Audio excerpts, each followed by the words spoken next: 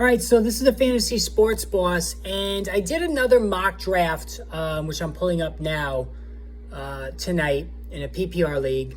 And the last time I did this, I made sure I took the 4th spot so I can get Travis Kelce and to see how that would unfold. This time around, I took the 12th spot to see how my team would end up, what it would look like if I were drafting from the 12th spot. Now, going in, the plan was I was going to take the 2 best wide receivers that are available at 12.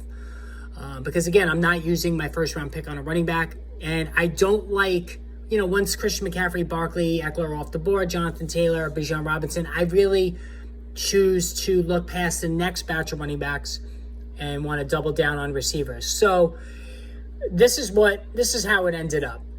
Out of the 12th spot, I ended up with Stephon Diggs at the 12th pick overall, and then I immediately followed up at 13 with CeeDee Lamb. So I started out right away with 2 stud wide receiver ones, and I love it. I love having both of these guys. I think they're both going to be absolute monsters.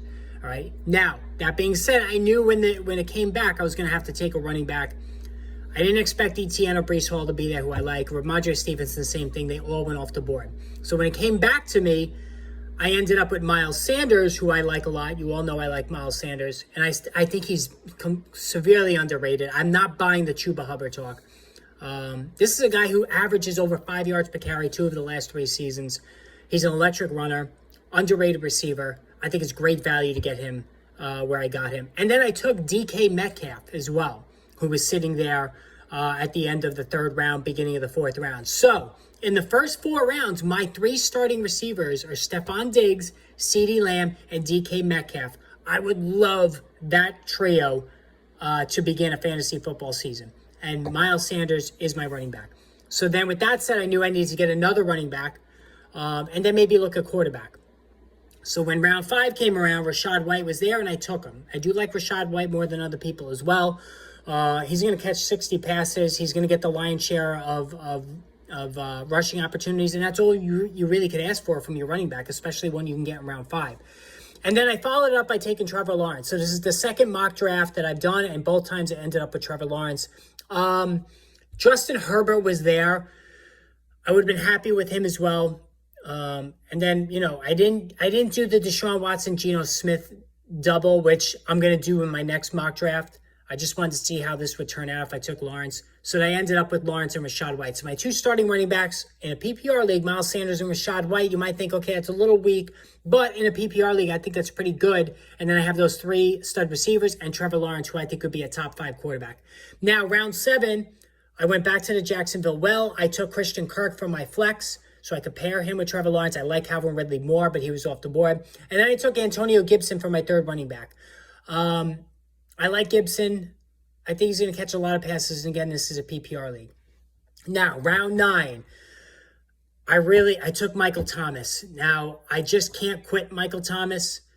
I think at round 9, he's an absolute steal. He's one of those game-winning, league-winning players who has wide receiver 1 talent if he can just stay healthy. I know that's a tall ask because he's been out a lot the last couple of years.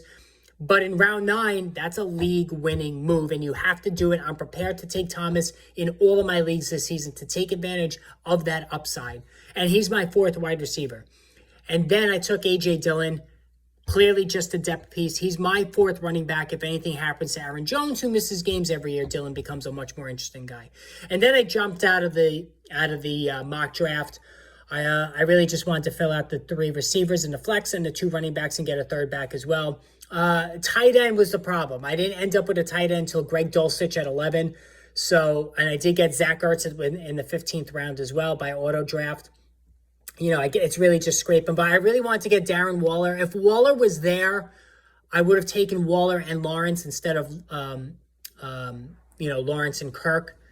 I would have went, it was around 7-8, so I would have went Waller, Gibson instead of Kirk Gibson. Kirk Gibson, sorry, baseball reference. So, again, out of the 12th spot, I ended up with Stephon Diggs, CeeDee Lamb, DK Metcalf as my starting receivers. I absolutely love that. That's a blockbuster trio. And Michael Thomas as a flex. My running backs, Miles Sanders, Rachaad White, Antonio Gibson as a possible flex. And then depth piece with A.J. Dillon. And then my quarterback, Trevor Lawrence, who I love, and then tight end was the weak spot. So in this mock draft, love the receivers, happy with the backs, love the quarterback. Tight end was the issue. So let me know how I did on that. Hit the subscribe, hit the notification button. More videos on the way soon.